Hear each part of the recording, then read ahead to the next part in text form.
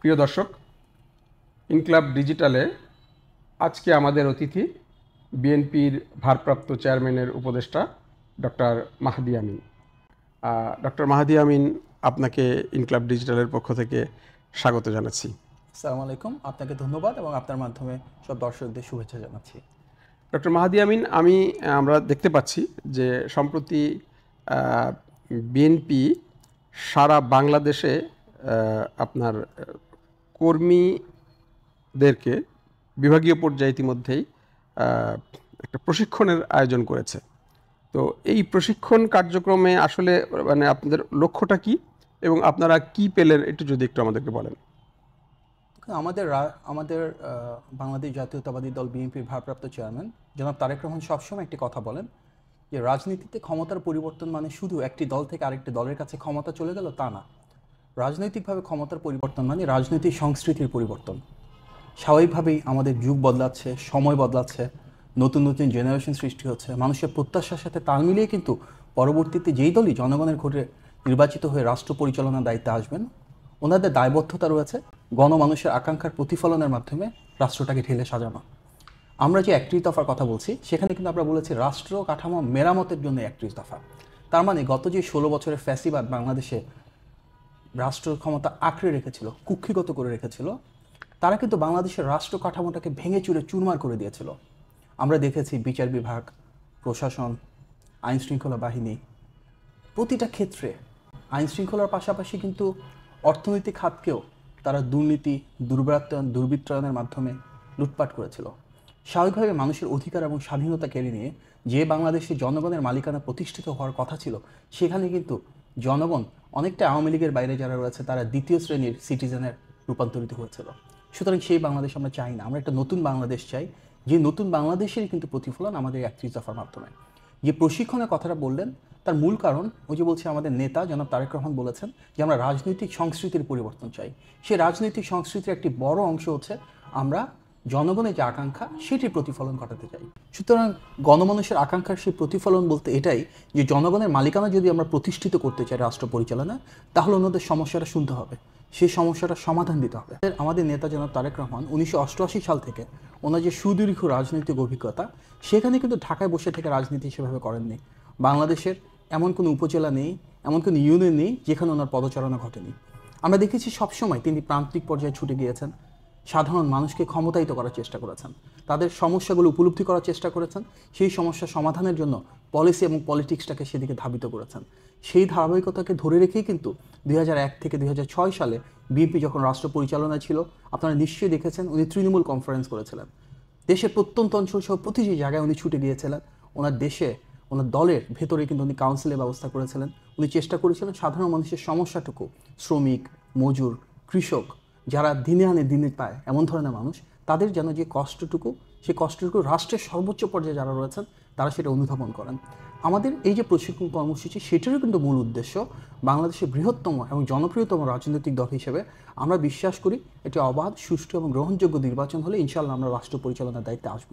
এই রাষ্ট্রটা যাদেরকে উদ্দেশ্য করে পরিচালিত হবে, সেই সাধারণ জনগণের যে প্রত্যাশা, সেই প্রত্যাশার সাথে যেন আমাদের প্রাপ্তির মেলবন্ধন ঘটে। সুতরাং স্বাভাবিকভাবে আমরা যে উদ্যোগটা নিয়েছি, তাতে কেন্দ্র থেকে আমরা বিভাগীয় পর্যায়ে যাচ্ছি, বিভাগীয় পর্যায় থেকে আমরা জেলা পর্যায়ে যাব, সেখান থেকে উপজেলা পর্যায়ে যাব, তারপর ইউনিয়ন পর্যায়ে যাব, সেখান থেকে ওয়ার্ড পর্যায়ে যাব, ওয়ার্ড পর্যায়ের পরে পাড়ায় মহল্লে যাব। এদিকে একদিকে যেমন টপ ডাউন অ্যাপ্রোচের মাধ্যমে আমার কেন্দ্রীয় যে চিন্তাধারাগুলো রয়েছে সেগুলো আমরা ওনাদের সাথে শেয়ার করছি, ওনারা এর এগেনস্টে তাদের ফিডব্যাক আমাদের সাথে শেয়ার করছেন। স্বাভাবিকভাবেই আমরা যখন উপজেলা পর্যায়ে যাব, উপজেলা ওনারা যখন ইউনিয়ন পর্যায়ে যাবেন, ইউনিয়ন থেকে ওয়ার্ড পর্যায়ে যাবেন, প্রত্যেকটা ধাপে ধাপে কিন্তু আমাদের চিন্তাগুলো ওনাদের সাথে শেয়ার করা হচ্ছে, ওনাদের ফিডব্যাকগুলো নেওয়া হচ্ছে। এটা একটা আইটারেটিভ প্রসেস, যেখানে আমাদের যে বিশ্বাস, আমাদের নেতাজি এটা সবসময় বলেন, রাজনীতি টপ ডাউন অ্যাপ্রোচ হবে না, যে উপর থেকে চাপিয়ে দেওয়া হচ্ছে। রাজনীতি হওয়া উচিত বটম আপ অ্যাপ্রোচ, যেখানে তৃণমূলের ক্ষমতায়ন হবে, তৃণমূলের প্রত্যাশাটা রাষ্ট্র পরিচালনার প্রাপ্তির সংযোগ ঘটবে। সেই লক্ষ্যকে সামনে রেখেই কিন্তু আমরা মূলত একটা আইটারেটিভ প্রসেস তৈরি করতে যাচ্ছি, যেখানে আমরা আমাদের চিন্তাগুলো ওনাদের সাথে শেয়ার করব, ওনারা ওনাদের চিন্তাগুলো আমাদের সাথে শেয়ার করবেন। তারপর স্টেক হোল্ডার কনসালটেশনের মাধ্যমে সকল শ্রেণী এবং পেশার মানুষের সাথে আমরা বসবো, আমরা জনগণের প্রত্যাশাটুকু যেমন জানবো, তেমনি স্টেক হোল্ডার কনসালটেশনের মাধ্যমে যারা প্রফেশনালস রয়েছেন, যারা এক্সপার্টস রয়েছেন, যাদের এক্সপার্টিস রয়েছে, সেটা দেশের অভ্যন্তরে, সেটা ইন্টারন্যাশনালি যেসব স্টেক হোল্ডার রয়েছেন, সবার সাথে আলাপ আলোচনার ভিত্তিতেই কিন্তু ইনশাল্লাহ পরবর্তীতে আমাদের 31 দফা আরও পরিশীলিত হবে। আমরা যে ইনিশিয়ালি 31 দফা দিয়েছি এটি কিন্তু সমাপ্ত কোনো বিষয় না। স্বাভাবিকভাবে আমাদের প্রত্যাশা এই সিরিজ অফ কনসালটেশনসের মাধ্যমে আমাদের যে ডায়ালগ এক্সচেঞ্জ হচ্ছে, ডিফারেন্ট প্ল্যাটফর্মে আমরা সবার সাথে বসছি, সবার চিন্তাধারাগুলোকে এগুলো ওখানে অনুরূত করব। তারপর 31 দফাটা অনেকটাই পরিশীলিত হবে, সেখানে কিছুটা সংযোজন হবে, কিছুটা বিয়োজন হবে, কিছুটা অ্যামেন্ডমেন্ট হবে, কিছুটা রিভিশন হবে। এই সব চেঞ্জের মাধ্যমে কিন্তু নির্বাচনী রোড ম্যাপে যখন আমরা ভবিষ্যতে ইনশাআল্লাহ বিএনপির পক্ষ থেকে ম্যানিফেস্টো প্রোভাইড করব, সেখানে এটা রিফ্লেকশন করবে। সুতরাং আমাদের এই যে বর্তমানে যে কর্মসূচিগুলো চলছে, আমাদের যে প্রশিক্ষণ কর্মশালাগুলো চলছে, সেখানে আমাদের মূল উদ্দেশ্য আমাদের সর্বস্তরের নেতাকর্মীদেরকে জনগণের সাথে সম্পৃক্ত করা, জনগণের এবং গণমুখী একটি রাজনৈতিক দল হিসেবে, যেখানে আমরা বিশ্বাস করি ভবিষ্যতে ইনশাআল্লাহ আমরা জনগণের ভোটে রাষ্ট্র পরিচালনার দায়িত্ব পাবো। আমরা নিশ্চিত করতে চাই আমাদের এই ভবিষ্যৎ বাংলাদেশ হবে অন্তর্ভুক্তিমূলক, যে উন্নয়ন সেটি সকল শ্রেণী পেশার মানুষের জন্য। আমাদের যে কর্মসূচি, আমাদের যে পলিসিস, আমাদের যে পলিটিক্স, সেটির মূল উদ্দেশ্য সকল মানুষের ভাগ্য পরিবর্তন করা, সকল মানুষের সমস্যা সমাধানের জন্য রাষ্ট্র পরিচালনার সর্বোচ্চ জায়গা থেকে যতটা সম্ভব সচেষ্ট হওয়া। সুতরাং সেই জিনিসটা যদি আমরা উপর থেকে চাপিয়ে দিই, সাধারণ মানুষের পাশে না দাঁড়াই, সাধারণ মানুষের কাছে না যাই, সেই পলিসি বা সেই পলিটিক্স কিন্তু কখনোই অন্তর্ভুক্তিমূলক হতে পারে না।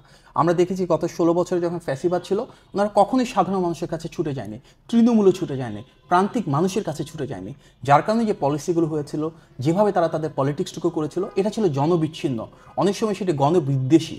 তার বিপরীতে দাঁড়িয়ে বাংলাদেশের বৃহত্তম রাজনৈতিক শক্তি, যেটি গণতন্ত্রের পক্ষের শক্তি, যেখানে গত 16 বছর আমরা গণতন্ত্রের পক্ষে অজস্র সংগ্রাম করেছি, অনেক রক্ত দিয়েছি, ত্যাগ স্বীকার করেছি।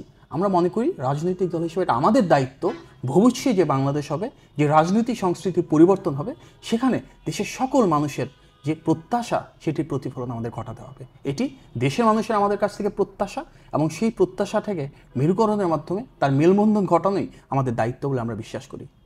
আচ্ছা, আপনি বললেন যে ক্ষমতার পরিবর্তন মানে আপনারা মনে করেন যে শুধু ক্ষমতার পরিবর্তন না, সংস্কৃতির পরিবর্তন। কিন্তু আমরা দেখতে পাচ্ছি যে এই যে জুলাই বিপ্লবের পরে অনেক মানে আমাদের বিভিন্ন গণমাধ্যমে আসছে যে বিএনপির অনেক নানা লোকের বিরুদ্ধে এই যে নতুন করে চাঁদাবাজি বা নতুন করে যেই সংস্কৃতিগুলো আগে ছিল, সেই ধরনের সংস্কৃতি আবার অনেকে বিএনপির অনেক নেতার বিরুদ্ধে শুনতে পাচ্ছি। তো কাজেই এই মানে সংস্কৃতির পরিবর্তন আসলে কতটুকু হয়েছে বা হতে পেরেছে বা হচ্ছে? দেখুন, আমরা মনে করি সংস্কৃতির পরিবর্তন অনেক বেশি হয়েছে, হয়তো সেটাকে আপনার ভিন্ন আঙ্গিকে চিন্তা করছেন। বিএনপি অনেক বড় রাজনৈতিক দল, যেখানে আমাদের শুধু 60 লক্ষ নেতাকর্মীর বিরুদ্ধে মিথ্যা মামলা রয়েছে। So 6 million is a very big number. অনেক দেশের পপুলেশনে কিন্তু এত বেশি না। এত বৃহৎ একটি রাজনৈতিক দলের বিচ্ছিন্নভাবে হয়তো কেউ কোনো অসঙ্গতিপূর্ণ কাজের সাথে সম্পৃক্ত হতে পারে। এখানে আসলে ফার্স্ট যে জিনিসটা দেখতে হবে, দল কীভাবে চিন্তা করছে, দলের অ্যাকশনটা কী। আমরা দেখেছি আমাদের ইতিমধ্যে 1000-এর বেশি নেতাকর্মী কিন্তু বহিষ্কার করা হয়েছে। যখন যেটা প্রমাণ মিলেছে আমরা তার বিরুদ্ধে তদন্ত করেছি, তদন্ত সাপেক্ষে যদি প্রমাণিত হয় তার এগেইনস্টে অ্যাকশন নেওয়া হয়েছে, এবং এটি আমাদের দলের শীর্ষ পর্যায় থেকে এই ধরনের একটা নির্দেশনা দেওয়া হয়েছে। অনেক ক্ষেত্রে এর পাশাপাশি ঘটছে কি, দায় আসছে বিএনপির কোনো একটা নেতাকর্মীর নামে, কিন্তু যখন আমরা ডিটেল ইনভেস্টিগেশনে যাচ্ছি, দেখা যাচ্ছে হয়তো কোনো একজন বিএনপির নেতা তার সম্পত্তি আওয়ামী লীগ কুক্ষিগত করে রেখেছিল, সে যখন তার নিজের সম্পত্তি পুনরুদ্ধারের জন্য যাচ্ছে, সেটাকেও কিন্তু বলছে যে দখল করতে যাচ্ছে। এ ধরনের আইসোলেটেড কেসও আছে। অনেক জায়গায় গিয়েছে, সোশ্যাল নেটওয়ার্কে চলে এসছে যে বিএনপি বা ছাত্রদলের একজন নেতা কোনো একটা কিছু দখল করতে যাচ্ছে। যখন ডিটেলে যাওয়া গেল, দেখা গেল বিএনপির নামধারী নব্য বিএনপির কিছু মানুষ, যারা হয়তো ঐতিহাসিকভাবে আওয়ামী লীগ করে এসছে, কিছুদিন আগেও যারা ছিল আওয়ামী লীগের সন্ত্রাসী, তারা কিন্তু বিএনপির নাম ব্যবহার করছে, অপব্যবহার করছে। সো হচ্ছে না তা না, যেগুলো হচ্ছে সেগুলো বিচ্ছিন্ন ঘটনা, তার সংখ্যা অনেক কম। আমরা যদি বিএনপি যে মহিরুহ সংগঠন, খুব ডিপ রুটেড একটা পলিটিক্যাল পার্টি, দেশ জুড়ে যা 60 লক্ষ নেতাকর্মীর বিরুদ্ধে মামলা রয়েছে, তার ভিতরে এই ধরনের সংখ্যা অত্যন্ত সীমিত। আমরা এই সংখ্যাটার তুলনায় প্রোপাগান্ডা ক্যাম্পেইনের পরিমাণ আরও অনেক বেশি। সাধারণ মানুষের সমস্যা চিহ্নিত করবার জন্য আমাদের ছাত্রদল, যুবদল, স্বেচ্ছাসেবক দল, এর পাশাপাশি অন্যান্য যেসব অঙ্গ সংগঠন আছে, শ্রমিক দল, কৃষক দল, প্রত্যেকে কিন্তু সারা বাংলাদেশ জুড়ে ছড়িয়ে যাচ্ছে। ওনারা উপলব্ধি করার চেষ্টা করছেন সাধারণ মানুষের সমস্যাটা কী, সেই সমস্যাটা সমাধানের জন্য দেশের বৃহত্তম রাজনৈতিক দল হিসেবে বিএনপির দায়িত্ব কী, এবং একটা পলিসি কনসালটেশনের মাধ্যমে ওনারা আমাদের কাছে এসে সেগুলো জানাচ্ছেন, গ্রাসরুটসের সমস্যাগুলো আমাদের সাথে শেয়ার করছেন। আমরা ইনশাল্লাহ পরিকল্পনা করছি ভবিষ্যতে রাষ্ট্র পরিচালনা আসলে আমাদের 31 দফার সাথে ওনাদের প্রাপ্ত এই তথ্যগুলো, এই উপলব্ধিগুলোকে সমন্বয়ের মাধ্যমে একটি আধুনিক এবং গতিশীল গণতান্ত্রিক বাংলাদেশ বিনির্মাণের জন্য পলিসি ফ্রেমওয়ার্ক তৈরি করবার জন্য। বিএনপি রাজনৈতিকভাবে এই জেনজির সাথে কতটুকু কমিউনিকেট করতে পারছে, তাদের চিন্তা, তাদের যে দর্শন, সেটা কতটুকু পাঠ করতে পারছে? আমরা যদি দেখি, প্রায় সব বিশ্ববিদ্যালয় বা কলেজের ক্যাম্পাসে কিন্তু ছাত্রদল রয়েছে। রানিং যেসব স্টুডেন্টস রয়েছে তাদের সাথে আমাদের সম্পৃক্ততা রয়েছেন, ওনারা আমাদের কমিটিগুলোতে আছেন। অনেক ইয়াং স্টুডেন্টস রয়েছে, ছাত্র ছাত্রী, যারা বিএনপি রাজনীতির সাথে জড়িত ছাত্রদলের প্ল্যাটফর্মের ভেতর থেকে। আমাদের নেতা জনাব তারেক রহমান ইতিমধ্যে সরাসরি পাবলিক ইউনিভার্সিটির অনেক শিক্ষার্থীর সাথে কথা বলেছেন, প্রাইভেট ইউনিভার্সিটির অনেক শিক্ষার্থীদের সাথে কথা বলেছেন যারা ছাত্রদলের সাথে সম্পৃক্ত এবং তারা first year, second year, third year, fourth ইয়ারে পড়াশোনা করছেন। সুতরাং ছাত্রদলের অ্যাপয়েন্টমেন্ট ও রিক্রুটমেন্ট প্রসেসে অনেক চ্যালেঞ্জ ছিল, কিন্তু আমরা তো একদিকে ফ্যাসিবাদটাকে যদি বাদ দিই, বাংলাদেশে তো অধিকাংশ মানুষের গণতান্ত্রিক আকাঙ্ক্ষা রয়েছে। সেই গণতান্ত্রিক আকাঙ্ক্ষাকে ধারণ করেই কিন্তু অধিকাংশ মানুষের বিশ্বাস ছিল যে বাংলাদেশে বিএনপি সবচেয়ে বড় রাজনৈতিক দল যেটি গণতান্ত্রিক মূল্যবোধকে ধারণ করে। এই যে আত্মবিশ্বাস, এই আত্মবিশ্বাসের কারণে কিন্তু আমাদের বিএনপি যে ছায়াতল, তার ভিতরে গত 16 বছরে অনেক প্রতিবন্ধকতা, অনেক হামলা মামলা, জেল জুলুমের ভেতরও আমাদের এখানে অনেক নতুন নতুন মানুষ এসে সম্পৃক্ত হয়েছেন। সুতরাং সেই পাইপলাইনটা আমাদের রয়েছে, সেটা কোনো বিষয় না। আপনি আরেকটা কথা বলছিলেন যে আমরা কি এই জেন জি ওনাদের প্রত্যাশাকে পূরণ করতে পারছি কিনা, বা তাদের মনোজাগতিক পাঠ আপনারা কতটুকু করতে পারছেন, যারা এই বিপ্লব মানে জুলাই এবং আগস্ট বিপ্লব ঘটালো? ভিত্তি করে এই বিপ্লব কিন্তু শুরু হয়েছিল কোটা আন্দোলনের প্রেক্ষিতে, তাই না? যে কোটা ছিল সেই কোটা সিস্টেমটাকে 56% আমাদের যে ইয়াং জেনারেশন তারা ডিক্লাইন করেছিল। এই কোটার দাবি ওঠার অনেক আগে, সেই আজ থেকে 10 বছর আগে আমাদের নেতা যেমন তারেক রহমান কিন্তু কোটা বিষয়ে বলেছিলেন যে এই বর্তমান যে বিদ্যমান কোটার ব্যবস্থা রয়েছে সেটা অসঙ্গতিপূর্ণ আমাদের সমাজ ব্যবস্থার সাথে, এবং তখন কিন্তু উনি বলেছিলেন যে আমাদের বাংলাদেশে 5%-এর বেশি কোটা থাকার কথা না। আজ থেকে 10 বছর আগের ঘটনা। সুতরাং অবশ্যই আমাদের নেতা জনাব তারেক রহমান কিন্তু পাবলিক পালস, আমাদের ইয়াং জেনারেশনের প্রত্যাশা অন্য যে কারো থেকে যুগের চাইতে অগ্রসরভাবে অনুধাবন করেন। আমরা যদি এর পাশাপাশি দেখি যে সেই কোটা আন্দোলন কিন্তু পরবর্তীতে এক দফায় রূপান্তরিত হয়, রাইট? এক দফা শেখ হাসিনার পতন, এই এক দফাটাও কিন্তু সবার আগে দিয়েছিল বিএনপি। সুতরাং গণ অভ্যুত্থান, যেখানে সকল শ্রেণী পেশার মানুষ নেমে এসেছিল, গণতন্ত্রের পক্ষে সকল রাজনৈতিক দল সম্পৃক্ত হয়েছিল, সে আন্দোলনও কিন্তু শেষ দিকে গিয়ে যেখানে রূপান্তরিত হয় সেই এক দফা বিএনপি প্রণীত। তার মানে কি বিএনপি জনগণের আকাঙ্ক্ষাকে ধারণ করে বলেই কিন্তু শেষ পর্যন্ত কোটার 5%-এর কথা বলুন, এক দফা রূপান্তর বলুন, এটি সারা দেশের মানুষ যখন বলেছে তার আগেই কিন্তু বৃহত্তম রাজনৈতিক দল হিসেবে বিএনপি তার দায়িত্ব পালন করে দেশের মানুষের সামনে উপস্থাপন করেছিল। বর্তমান বাংলাদেশেও কিন্তু সংস্কার অনেক বহুল প্রচলিত একটি শব্দ। আমরা বলি যে সংস্কার প্রয়োজন, বাংলাদেশকে আমূলে বদলে দেওয়ার জন্য রাষ্ট্র কাঠামো মেরামত করতে হবে। এই যে প্রতিটি শব্দ, রাষ্ট্র কাঠামো, মেরামত, সংস্কার, এগুলো বাংলাদেশে প্রথম কিন্তু ইন্ট্রোডিউস করেছিল বিএনপি 2016 সালে। আমাদের ভিশন 2030-তে আপনি গিয়ে এই ওয়ার্ডগুলোই পাবেন। ভিশন 2030 2016 সালে দেওয়া হয়েছিল। জি, সেই ভিশন 2030 পরে কি হলো, 2022 সালে 27 দফা প্রণয়ন করলেন দেশনেত্রী বেগম খালেদা জিয়া। সেই 27 দফার পরে গত বছর 2023 সালের জুলাই মাসে আমাদের ভারপ্রাপ্ত চেয়ারম্যান জনাব তারেক রহমান গণতন্ত্রের পক্ষ সকল রাজনৈতিক শক্তির সাথে একযোগে আমাদের একটি কমন ম্যান্ডেটের উপর ভিত্তি করে 31 দফা প্রণয়ন করেছেন। বর্তমানে বাংলাদেশের সংস্কার নিয়ে যতগুলো বিষয়ে কথা হচ্ছে তার একটি যৌক্তিক বিষয় কিন্তু আমাদের 31 দফার বাইরে না। বাইক্যামেরাল লেজিসলেচারের কথা আমরা বলি, পরপর 2বার বিষয়ে প্রধানমন্ত্রী না হওয়ার কথা বলি, আইন বিভাগ, বিচার বিভাগ এবং নির্বাহী বিভাগের ভিতরে ক্ষমতার ভারসাম্যের কথা বলি, রাষ্ট্রপতি এবং প্রধানমন্ত্রীর ভিতর ক্ষমতার বিন্যাসের কথা বলি। প্রত্যেকটা রাষ্ট্র কাঠামো মেরামত কেন্দ্রিক যে সংস্কার প্রস্তাবনা, এটির রুট কিন্তু বিএনপির 31 দফা।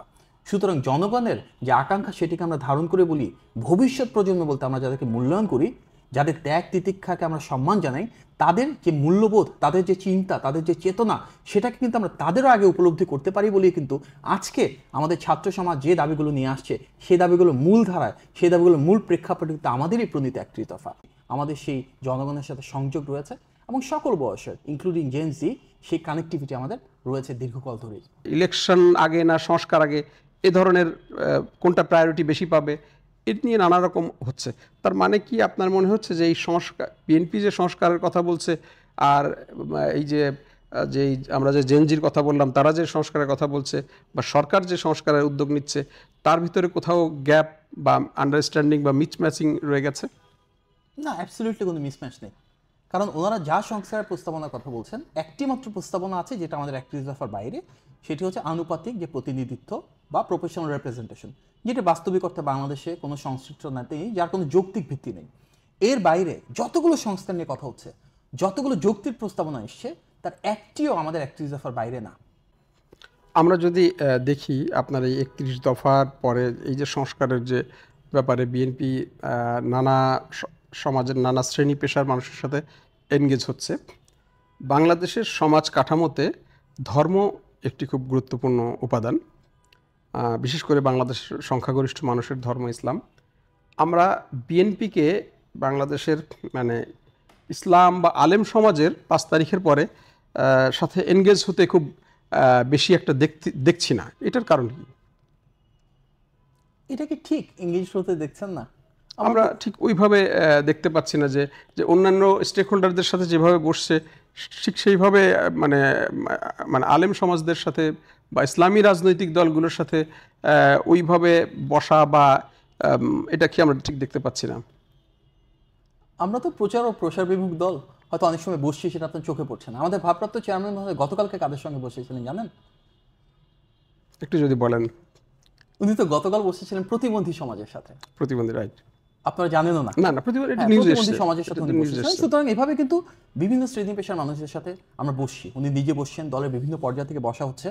আমি মনে করি যে ইসলামিক যারা স্কলার রয়েছেন বা আলেম সমাজ রয়েছেন ওনাদের সাথে আমাদের সব লেভেলে যোগাযোগ আছে, কথা হচ্ছে। স্বাভাবিকভাবে আপনি যদি দেখেন মসজিদে প্রতি শুক্রবারই তো বিএনপির নেতাকর্মীরা গণসংযোগ করছেন, গিয়ে যারা আলেম সমাজ আছে তাদের সাথে একটা ডিসকোর্স তৈরি করছেন, কথা বলছেন। আমার অবস্থান থেকে 31 দফা নিয়ে কিন্তু আমরা ওনাদের সাথে কথা বলেছি। 31 দফার ভেতরে কিন্তু আমাদের ধর্ম নিয়েও কথা রয়েছে, আমরা কিভাবে একটি বাংলাদেশি জাতীয়তাবাদটাকে সামনে রেখে এগোতে পারবো, সব ধর্মের অধিকারকে নিশ্চিত করব, মূল্যবোধটাকে বজায় রাখবো, সেগুলো কিন্তু আমাদের কথা হচ্ছে প্রত্যেকটা লেভেলে। বিএনপির অ্যাক্টিং চেয়ারম্যানের দেশে আসা,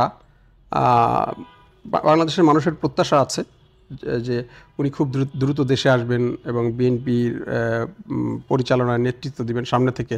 যেটা আপনি আগে বলছিলেন যে তৃণমূল প্রতিনিধি সম্মেলন উনি সমস্ত জায়গায় গিয়ে গিয়ে করেছেন। তো এখন দেশে আসলে এই যে আপনার যে জেলা বা বিভাগীয় উনি নিজে সেসব জায়গায় গিয়ে করতে পারতেন। তো উনি কবে নাগাদ আসবেন বা ওনার আশা দেরি হচ্ছে, এর কারণটা কি? এটা তো অন্তর্বর্তী সরকার ভালো বলতে পারবে, কারণ ওনাদের দায়িত্ব হচ্ছে উনি যেন দেশে ফেরত আসেন, তার জন্য অনুকূল একটি আইনি বা বিচারিক প্রক্রিয়া তৈরি করা এবং অনুকূল রাজনৈতিক প্রেক্ষাপট তৈরি করা।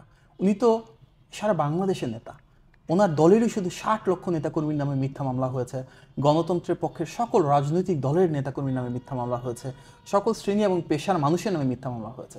আপনি সাংবাদিক বলুন, আইনজীবী বলুন, ডক্টর বলুন, ইঞ্জিনিয়ার বলুন, কৃষক, শ্রমিক, সবার বিরুদ্ধে মিথ্যা মামলা হয়েছে না? মানবাধিকার লঙ্ঘন হয়েছে না? তো উনি তো শুধু ওনার নিজের বিরুদ্ধে মামলা নিয়ে কনসার্ন না, একদিকে যেমন ওনার নিজেরও বেশ কিছু মামলা এখনো পেন্ডিং রয়েছে, সেখানে একটি যখন অনুকূল বিচারিক প্রক্রিয়া তৈরি হবে, বাংলাদেশে যদি সত্যি আইনের অনুশাসন প্রতিষ্ঠা হয়, তাহলে কিন্তু প্রত্যেকটা মামলাতেই কিন্তু বেকসুর খালাস হওয়ার কথা, কারণ এগুলো প্রত্যেকটা মিথ্যা মামলা, গায়েবী মামলা, প্রতারণামূলক মামলা। একদিকে যেমন ওনার নিজের কিছু রায়ের বিষয় রয়েছে, তার পাশাপাশি সকল মানুষের নেতা হিসেবে, বাংলাদেশের বৃহত্তম রাজনৈতিক দলের নেতা হিসেবে উনি কিন্তু কনসার্ন ওনার চাইতেও বেশি এই যে 60 লক্ষ নেতাকর্মী এবং সকল শ্রেণী পেশা এবং গণতন্ত্রের পক্ষে রাজনৈতিক শক্তিগুলোর বিভিন্ন মানুষ যে মিথ্যা মামলার শিকার হয়েছেন তাদের ভবিষ্যৎটা কি। উনি সেটা কখনোই চান না যে ওনার বিষয়টাকে হাইলাইট করে হয়তো ওনাকে সেভ করা হলো, কিন্তু ওনার নেতাকর্মীরা সেখান থেকে বেরিয়ে আসতে পারলো না। সুতরাং আমাদের প্রত্যাশী অন্তর্বর্তী সরকারের কাছ থেকে গত 16 বছরে করা প্রতিটি মিথ্যা রাজনৈতিক মামলা, প্রতিটি হয়রানিমূলক মামলার বিচার নিশ্চিত করতে হবে, সে অনুকূল রাজনৈতিক পরিবেশ নিশ্চিত করতে হবে, বাংলাদেশে আইনের অনুশাসন প্রতিষ্ঠা করতে হবে। এটি আমাদের নেতা চান এবং তারপর স্বাভাবিকভাবে ওনার ফেরত আসার জন্য উপযুক্ত পরিবেশ তৈরি হবে।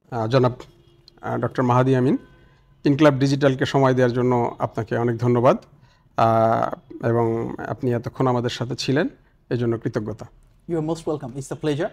ইনশাআল্লাহ সামনে আবার আপনার সাথে কথা হবে, আপনার মাধ্যমে দর্শকদের সাথে মত বিনিময় হবে। ধন্যবাদ। Thank you.